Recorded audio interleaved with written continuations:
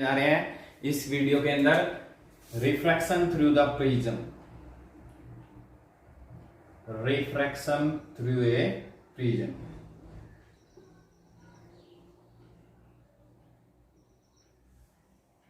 Prism क्या होता है? आपके पास एक ट्रायंगल शेप में होता है, ट्रांसपेरेंट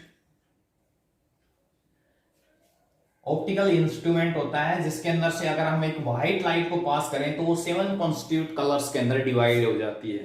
ठीक है, जिसको हम बोलते हैं डिस्पर्जन ऑफ लाइट। ठीक है, फिजिक्स के अंदर। तो ये हमारे पास एक ऐसे ट्रायंगल शेप में आपके पास ट्रांसपेरेंट होता है, कांच का, जिसके ऑप्टिकल इंस्ट्रूमेंट, जिसके अंदर से अगर आप एक व्हाइट लाइट को अगर पास करते हैं तो इधर 7 कॉन्स्टिट्यूट कलर्स के अंदर आपका डिवाइड हो जाता है।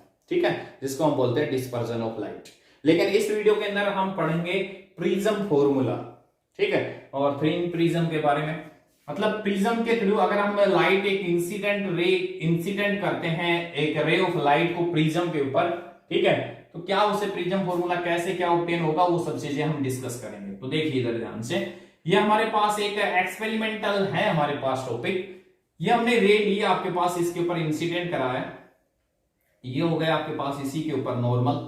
ठीक है, अब आपको पता है लाइट इधर मीडियम आपका एयर है, इधर ये कांच का बना हुआ है, पे डेंसर मीडियम हो गया। ठीक है, तो ये आपकी बैंड हो जाएगी।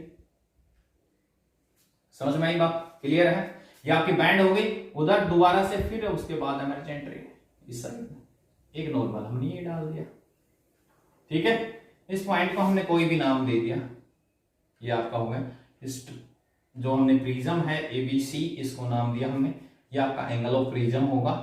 ठीक है, सबसे पहले लाइट आपकी यहां पर इंसिडेंट हुई है, तो ये हमारे पास एंगल ऑफ इंसिडेंट हो गया I1, ये एंगल ऑफ रिफ्रैक्शन हो गया।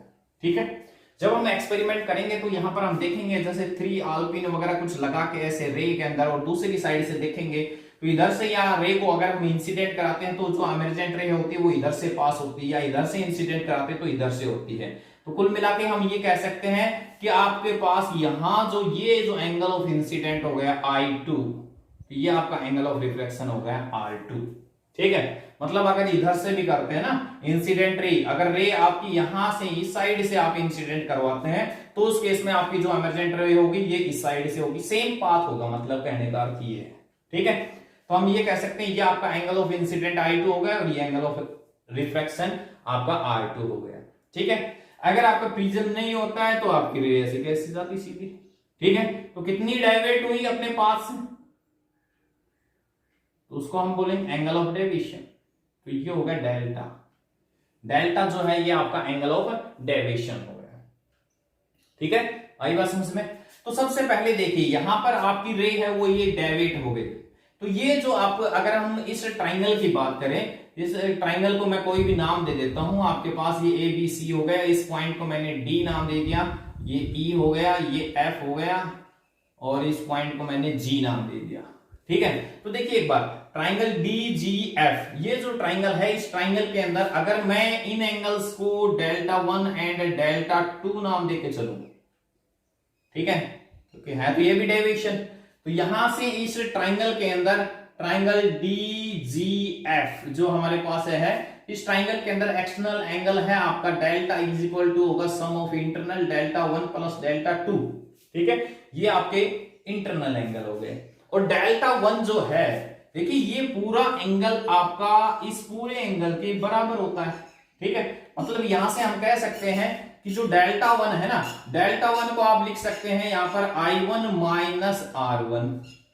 सिमिलर Δ2 को लिख सकते हो I2 माइनस R2, क्योंकि मैं ये देखो यहां Δ1 प्लस R1 दोनों का सम जो है वो आपका I1 के बराबर होगा। ठीक है, तो Δ1 क्या हो जाएगा I1 माइनस R1। क्लियर हुआ? यहां से I1 प्लस I2 दोनों को एक साथ ले लिया, इधर R को एक साथ ले लेंगे, R1 प्लस R2। ठीक है, इसको मैं कोई भी इक्वेशन नाम देता हूं फर्स्ट। क्लियर हुआ? अब देखिए यहां से ये जो हमारे पास एक ट्राइंगल है, दूसरी ट्राइंगल की बात करता हूं DEF की ट्राइंगल के अंदर, इस ट्राइंगल के अंदर आपके पास एंगल जो है हमारे पास यहां से R1 प्लस में एंगल R2 प्लस में एंगल जो है हमारा E इज इक्वल टू, क्योंकि राइट एंगल ट्राइंगल है तो तीनों एंगल्स का जो सम है वो हमारे पास कितना हो जाएगा 180 हो जाएगा।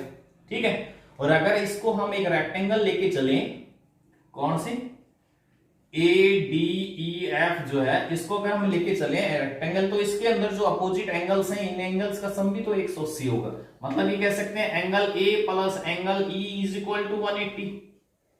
दोनों के राइट हैंड साइड इक्वल है, तो यहां से आप रिजल्ट जो हमें निकल रहा है वो क्या निकल रहा है इन दोनों इक्वेशन से, कि R1 प्लस R2 का सम जो है वो किसके इक्वल हो जाएगा, A के। ठीक है, समझ में आई बात, नहीं आई? क्योंकि ये भी 180 के इक्वल है, ये भी 180 के इक्वल है, इसको इसके इक्वल करेंगे, एंगल ई कैंसिल आउट हो जाएगा, तो आपको रिजल्ट क्या मिला, R1 plus R2 is equal to A। इसकी वैल्यू यहां पर पुट कीजिए इसमें, तो डेल्टा इज इक्वल टू क्या होगा, I1 plus I2 minus A। ठीक है, क्लियर हुआ? अब देखिए, अब यहां पर कह रहा है जो एंगल डेल्टा है ना, इसको आप ऐसे तो लिख सकते हैं, इसको नेक्स्ट इक्वेशन नाम दे देता हूं मैं थर्ड। इसको आप ऐसे तो लिख सकते हैं, रूट I1 का स्क्वायर प्लस में रूट I2 का square minus 2 root I1 I2 plus 2 root I1 I2 minus 1। ठीक है, लिख सकते हैं इसको। और पहले फर्स्ट थर्ड को आप इसके अंदर भी तो कन्वर्ट कर सकते हैं, स्क्वायर के अंदर, तो under root I1 minus under root I2 का स्क्वायर कर से plus 2 root I1 I2 minus 1। ठीक है, हो गया। इफ डेल्टा इज मिनिमम, अगर डेल्टा की वैल्यू मिनिमम हो, डेविएशन हमारा कम से कम हो, तो इसकी वैल्यू भी क्या होगी आपकी, मिनिमम होगी। और इसकी वैल्यू मिनिमम का मतलब delta I1 minus I2 is equal to 0, और ये 0, then I1 is equal to I2। ठीक है, और अगर किसी के एंगल ऑफ इंसिडेंट बराबर है, सो रिफ्रैक्शन भी बराबर होंगे, R1 R2 भी बराबर हुए।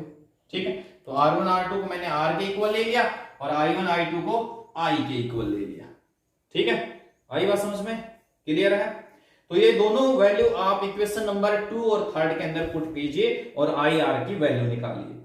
तो इक्वेशन नंबर 3 से बात करते हैं, या पहले सेकंड से कर लेते हैं। From second we get R1 R2 दोनों सेम है, तो R plus R is equal to A, then 2R is equal to A and R is equal to A by 2।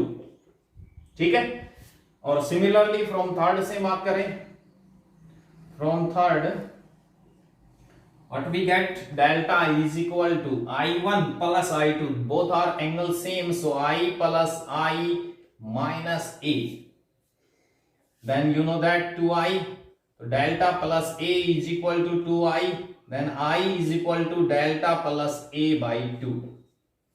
ठीक है, और we know that according to Snell's law mu is equal to किसके equal होता है, sin I upon में sin R।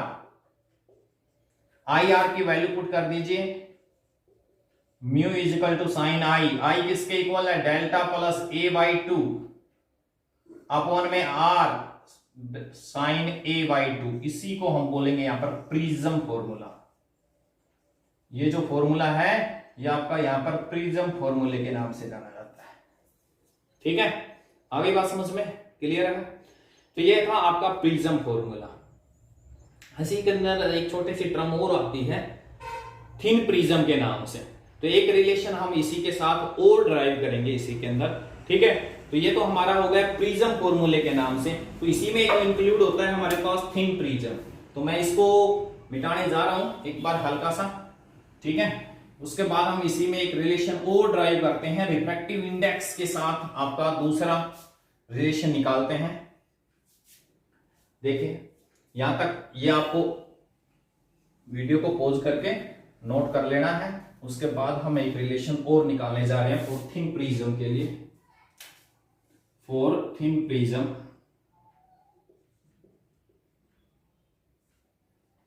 Point जो D है हमारा, ये वाला डी पॉइंट है, इसके ऊपर स्नेल्स लॉ अप्लाई करते हैं। ठीक है, तो क्या आ जाएगा, mu is equal to sine I1 upon में साइन R1। ठीक है, and since angle is small so I1 is nearly equal to, sine I1 है वो I1 के इक्वल हो जाएगा, और साइन R1 है वो R1 के इक्वल हो जाएगा। सो I1 इज इक्वल टू किसके इक्वल आ गया, म्यू R1 के। ठीक है, सिमिलरली I2 किसके इक्वल हो जाएगा, म्यू R2 के हो जाएगा। ठीक है, सिमिलरली जैसे I1 है वो म्यू R1 के इक्वल होगा, सेम ऐसे इस पॉइंट के ऊपर स्नेल्स लॉ अगर हम अप्लाई करेंगे तो सिमिलरली I2 है वो हमारा किसके इक्वल हो जाएगा, म्यू R2 के इक्वल हो जाएगा। ठीक है, ये दोनों की वैल्यू आप इक्वेशन नंबर 3 में पुट कीजिए तो क्या मिलेगा आपको result, delta is equal to I1 किसके इक्वल है जी, म्यू R1 प्लस में म्यू R2 माइनस ए, यहां से म्यू कॉमन निकाल लीजिए। So delta is equal to, अगर म्यू कॉमन ले लेता हूं तो क्या बचा, R1 plus R2 minus A, and R1 plus R2 यहां इक्वेशन नंबर सेकंड से किसके इक्वल है, ए के इक्वल है, एंगल ऑफ प्रिज्म। ए को यहां से अगर कॉमन ले लेते हैं तो हमारे पास एक रिलेशन और मिल चुका है, जो हमारे थिन प्रिज्म के लिए हम इसको यूज करते हैं, delta angle of deviation is equal to mu minus 1 into angle of prism. ठीक है, समझ में आई बात, आज के लिए इतना ही, थैंक्स।